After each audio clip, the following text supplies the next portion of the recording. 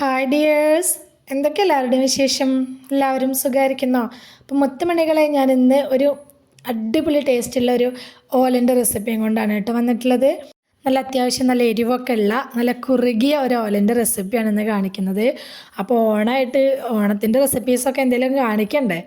നല്ല ടേസ്റ്റി ആയിട്ടുള്ള റെസിപ്പിയാണ് കേട്ടോ. അപ്പോൾ നമുക്കത് എങ്ങനെ ഉണ്ടാക്കുന്നത് നോക്കിയാലോ? അപ്പോൾ അതിനായിട്ട് ഞാനിതവിടെ ഒരു ചെറിയ കഷ്ണം കുമ്പളങ്ങ എടുത്തിട്ടുണ്ട്. അധികം മൂക്കാത്ത നല്ല ഇളവെന്നൊക്കെ പറയില്ല, അങ്ങനത്തെ കുമ്പളങ്ങയാണ് കേട്ടോ എടുത്തിട്ടുള്ളത്. പിന്നെ എടുത്തിട്ടുള്ളത് വേവിച്ച പയറാണ്. പയർ ഓൾറെഡി ഞാൻ വേവിച്ച് വെച്ചേക്കാണ്. വെള്ളത്തിലിട്ട് കുതിർത്തിട്ട് ഒരു വിസിൽ കൊടുത്തിട്ട് കുക്കറിൽ വേവിച്ചെടുത്തിട്ടുള്ളതാണ്. ഒന്നാം പാൽ എടുത്തിട്ടുണ്ട്, രണ്ടാം പാലും എടുത്തിട്ടുണ്ട്. പിന്നെ കറിവേപ്പിലുണ്ട്. എരിവിന് ആവശ്യമായിട്ടുള്ള പച്ചമുളക് എടുത്തിട്ടുണ്ട്. അപ്പോൾ എരിവ് കുറവുള്ള പച്ചമുളക് ആയതുകൊണ്ട് കുറച്ച് അധികം എടുത്തിട്ടുണ്ട് കേട്ടോ. ഇത്രയും സാധനങ്ങളാണ് ഇതിലേക്ക് ആവശ്യമായിട്ടുള്ളത്. ബാക്കിയൊക്കെ വഴിയേ പറയാം കേട്ടോ. അപ്പോൾ ഞാനിപ്പോൾ ഒരു മൺചട്ടിയിലാണ് വെച്ച് കൊടുക്കുന്നത്. മൺചട്ടി സ്റ്റവിൻ്റെ മുകളിലേക്ക് വെച്ച് കൊടുത്തിട്ട് നമ്മുടെ കുമ്പളങ്ങയൊക്കെ ഇട്ട് കൊടുത്തിട്ടുണ്ട്. ഇനി വളരെ കുറച്ച് മാത്രം വെള്ളം ഒഴിച്ച് കൊടുത്തിട്ടുണ്ട്. അപ്പോൾ മൺചട്ടി അതിനെക്കൊണ്ട് തന്നെ പെട്ടെന്ന് വെന്ത് കിട്ടുകയും ചെയ്യും കേട്ടോ. അതുകൊണ്ട് വളരെ കുറച്ച് വെള്ളം മാത്രം ഒഴിച്ച് കൊടുക്കുക. എന്നിട്ട് ആവശ്യത്തിന് ഉപ്പും കൂടി ഇട്ടിട്ട് ഒന്നങ്ങ് ഇളക്കി കൊടുക്കുക. ഇളക്കി കൊടുത്ത ശേഷം നമുക്കിതൊന്ന് മൂടി വെച്ചിട്ട് ഒന്ന് വേവിച്ചെടുക്കണം. അപ്പോൾ വെള്ളത്തിൻ്റെ അളവ് കൂടി പോവാതിരിക്കാൻ എന്തായാലും ശ്രദ്ധിക്കണം. കാരണം ഈ കറി ഒരുപാട് വെള്ളത്തോടെ ആയിക്കഴിഞ്ഞാൽ ഒട്ടും ടേസ്റ്റ് ഉണ്ടാവില്ല കേട്ടോ.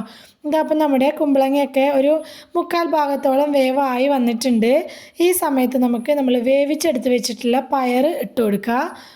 അതുപോലെ തന്നെ എരിവിന് ആവശ്യമായിട്ടുള്ള പച്ചമുളകും കൂടി ചേർത്ത് കൊടുക്കുക. പച്ചമുളകൊക്കെ നിങ്ങളുടെ എരിവിന് എത്രത്തോളം വേണം നോക്കിയിട്ട് അത്രയും ചേർത്ത് കൊടുക്കുക കേട്ടോ. ഇത്രയും ചേർത്ത് കൊടുത്ത ശേഷം നന്നായിട്ടൊന്ന് മിക്സാക്കി കൊടുക്കുക.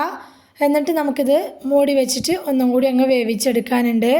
പയറിൻ്റെ അളവാണെങ്കിലും ഓരോരുത്തരുടെ ഇഷ്ടത്തിനനുസരിച്ച് ചേർത്ത് കൊടുക്കുക കേട്ടോ. ഞാനിപ്പോൾ ഒരുപാട് അങ്ങ് ചേർത്തിട്ടില്ല, എന്നാൽ അത്യാവശ്യം വേണ്ടത് ചേർത്തിട്ടുണ്ട്.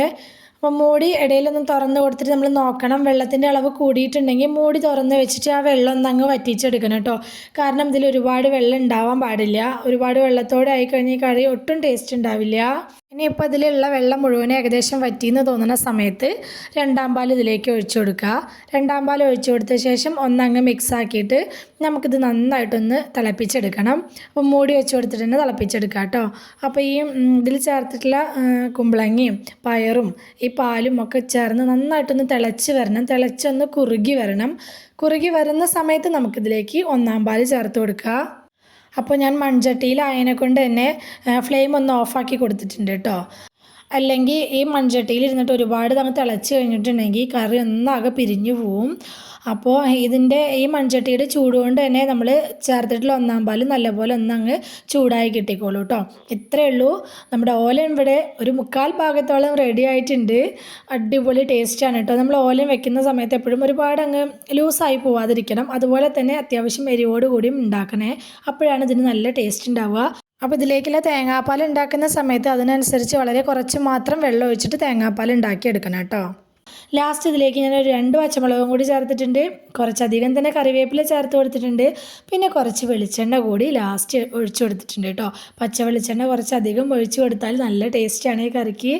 അപ്പോൾ ഈ ലാസ്റ്റ് ചേർക്കുന്ന ഈ പച്ചമുളകും കറിവേപ്പിലയും പച്ച വെളിച്ചെണ്ണയും ഒരിക്കലും സ്കിപ്പ് ചെയ്യരുത്. നല്ല ടേസ്റ്റാണ് കേട്ടോ ഈ കറിക്ക്.